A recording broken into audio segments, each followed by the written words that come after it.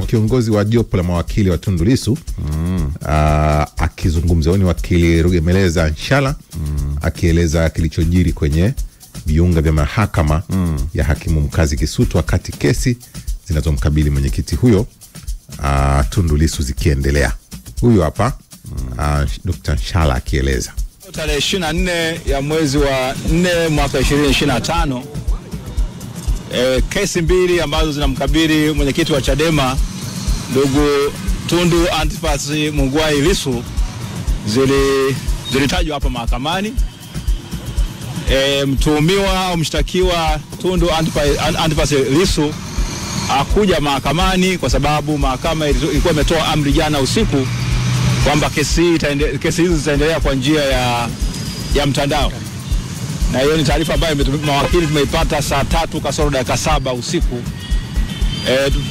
Mara ya kwanza tulikuwa tunaamini kwamba kesi itasikilizwa kama ambavyo ilikuwa imeamriwa mnamo tarehe 10 ya mwezi wa 4 2025 kwamba zingetajwa leo na pengine maelekezo zaidi. Ile kesi ya kuchapisha habari za uongo ilikuwa ni kwamba leo ndio ifanye usikilizaji wa awali, na baada ya hapo kuweza kupata amri nyingine kuweza kujua nini kitaendelea, kwa sababu upande wa mashtaka walikuwa umeshaambia mahakama kwamba upelelezi umekamilika. Ile kesi ya tuhuma juu ya uhaini, hiyo tulikuwa tumeambiwa kwamba upelelezi hujakamilika, na leo ilikuwa ni siku ya kuweza kutajwa kwa kesi. Lakini sasa ambacho kimejitokeza, mteja wetu Tundu Antipas Lissu alivyoambiwa kwamba kesi itasikilizwa kwa njia ya mtandao, na yeye akiwa anafahamu haki zake kabisa za kikatiba na za kisheria kwamba ana haki ya kushiriki katika mwenendo mzima wa kesi, na kesi ilikuwa imetoka kwamba tungeweza kusikilizwa kwa njia ya kuwepo mahakamani, basi yeye akuwepo mahakamani. Na alikataa kule magereza Ukonga kushiriki katika mwenendo mzima wa kesi kama njia moja hapa kuweza kutuma ujumbe kwamba kama kwa kuwa makosa ambayo ameshtakiwa naye ni ya kijinai na ni makubwa, na yeye kama kiongozi wa chama cha kisiasa kikubwa hapa nchini, basi alikuwa na haki ya kushiriki moja kwa moja. Sasa sisi upande wa wakili wa utetezi tulijibu hoja ya mawakili wa serikali ambao wao walikuwa wameomba kwamba kutokana na mshtakiwa kutokuwepo katika ukumbi wa mahakama wa gerezani Ukonga kwamba kesi hizo ziahirishwe. Tulikuwa na mapingamizi ambayo na maombi ambayo tuliyaomba kwamba tuliomba mahakama kwanza chini ya hakimu Muhini kwamba amri zitolewe kwamba mteja wetu aje mahakamani, wale ambao wamemshikilia kule ndani wao wanameleta mahakamani, na kwamba alinyimwa haki ya kuweza kuonana na mawakili wake, kwa sababu mawakili wote tumekwenda kule juzi na jana tukuweza kumuona, ilipokuwa ni mwenzetu tu mmoja ambaye alifanikiwa kumuona juzi kwa muda mfupi, lakini kwa kuzungumza naye kwa njia ya simu na kwenye kioo, kwamba kiasi kwamba ile haki yake, ule usiri kati ya wakili na mteja wake ilikuwa haipo kabisa. Kwa maana hiyo kile kilichofanyika ambacho wakili aliyemuona siku ya juzi alikifanya haikikuwa kwa kweli kama ni mazungumzo kati ya wakili na mteja wake. Katika kesi ya kwanza upande wa serikali ulisema kwamba unahitaji muda kuweza kuwasiliana na watu wa magereza ili waweze kujibu hizo hoja. Kwa hiyo kesi hiyo imeahirishwa hadi Jumatatu tarehe 28 ya mwezi wa 4 saa 3 asubuhi ili upande wa jamhuri uweze kujibu madai yetu au maelezo yetu, hoja zetu zile. Na kesi ya pili ya uhaini baadaye ilikuwa chini ya hakimu mfawidhi Kiswaga, ambaye hoja kama zile zilijitokeza, lakini upande wa serikali safari wakaweza kujibu hizo hoja, na sisi tulionyesha kwamba namna gani ambavyo haki za mteja wetu za kikatiba na za kisheria na pamoja na za kanuni na za zile maazimio au maagano mbalimbali ya kimataifa ambayo Tanzania ni mwanachama wake, ambaye analinda haki za binadamu na wanawatu, jinsi ambavyo zimekiukwa. Waje watoe maelezo yao, na vile umma. Hii kesi imefunguliwa kwa jina la wananchi wa Jamhuri ya Muungano ambao wana maslahi ya moja kwa moja kuja kusikiliza shauri dhidi ya huyu anaitwa Muhaini. Morning Express. Haya bana, wakili Rugemeleza Nshala. Huyo wa mwisho ni kakake Tundu Lissu. Nani yule? Nani Mugwai? Kake, lakini mwanasheria hapa pia ni mmoja jopo ambalo wapo nao pale wakishughulikia hilo. Hayo ndio yalijiri ndani ya mahakama kuhusu hizo kesi mbili. kesi zinakwenda kwa njia ya mtandao kabisa. Pata linki moja jana nikaingia, lakini sikufanikiwa kudumbukia kwenye kesi. Ilikuwa ngumu kweli kweli kudumbukia moja kwa moja kwenye kesi. Sasa yapo yaliyojiri nje ya mahakama, na kamanda wa polisi kanda maalum ya Dar es Salaam Jumanne Muliro, ndio kabla hatujasema tuliyoyaona yakiendelea kuzungumzwa mitandaoni, yeye atuambie nini kilijiri nje ya ile mahakama. Kikubwa uhai. Tumsikie. La sakata ambalo limeingizwa watu 4 akiwemo mlalamikaji.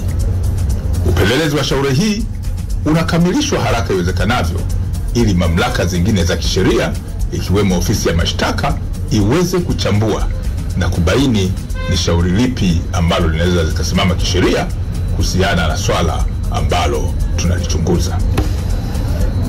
Jeshi la polisi kanda maalum ya Dar es Salaam linaendelea kusisitiza na kuwakumbusha wananchi kuwa swala la usalama wa jiji la Dar es Salaam ni la kila mwananchi, lakini kwa kushirikiana na jeshi la polisi pamoja na vyombo vingine vya dola vya kiusalama ili kuhakikisha kuwa shughuli za kiuchumi za jiji hili zinaendelea, lakini pia zile za kijamii pamoja na kisiasa zinaendelea kwa kufuata misingi ya kisheria.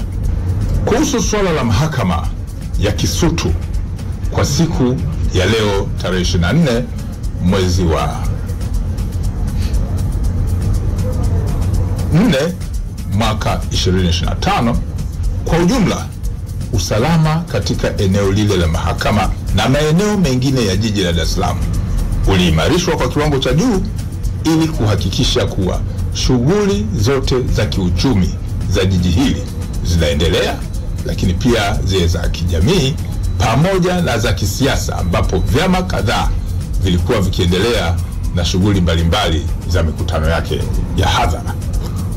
Hata hivyo, kutokana na matishio mbalimbali ambayo yalikuwa yametolewa na kupatikana kwa taarifa mbalimbali, jeshi la polisi lililazimika kuwazuia na kwenda kuwahoji baadhi ya watuhumiwa katika matishio ya swala la usalama katika mahakama ile, wakiwemo watu wafuatao.